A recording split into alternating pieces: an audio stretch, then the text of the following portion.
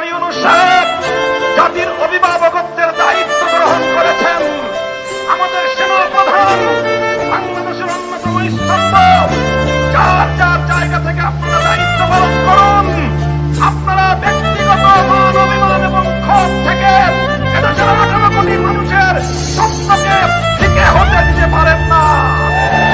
এদেশের মানুষের অনেক স্বপ্ন রয়েছে, এদেশের অনেক মা তার সন্তান হারিয়েছে, তাদের চোখের অস্ত্র এখনো শুকিয়ে যায়নি, শহীদের রক্তের দাগ এখনো বাংলার রাজপথ থেকে মুছে যায়নি।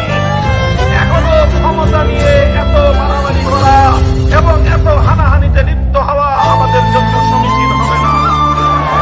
সহ সকল রাজনৈতিক দলগুলোকে বলতে চাই, এভাবে আলটিমেটাম দিয়ে এবং এভাবে টাইম ফ্রেম বেঁধে দিয়ে দেশকে সামনের দিকে অগ্রসর করা সম্ভব হবে না।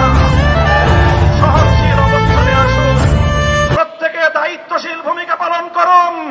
হেফাজতে ইসলাম বাংলাদেশ বাংলাদেশের আধ্যাত্মিক সংগঠন এবং সকল রাজনৈতিক সংগঠনগুলোর অভিভাবক সংগঠন হিসেবে ঐতিহাসিক ভূমিকা পালন করবে ইনশাআল্লাহ। হেফাজতে ইসলামের মঞ্চ থেকে আমি আমাদের বাংলাদেশের এই ক্রান্তিকারের ত্রাতা হিসেবে আবির্ভূত অধ্যাপক প্রফেসর ডক্টর ইউনূস সাহেবকে আহ্বান জানাতে চাই, আপনি আপনার সংস্কার কার্যক্রম সুসম্পন্ন করুন। এদেশের রাজনৈতিক দলগুলোকে সঙ্গে নিয়ে নির্বাচন ব্যবস্থার আমূল সংস্কার সাধন করুন। প্রচলিত বর্তমানের দুর্বৃত্তায়নের নির্বাচনী ব্যবস্থায় এদেশের মানুষ বিশ্বাস করে না।